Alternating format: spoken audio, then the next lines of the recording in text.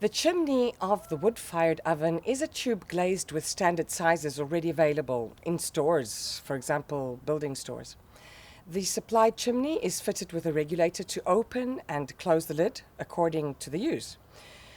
During the starting phase and baking, for example, of the pizza, the lid will be held open.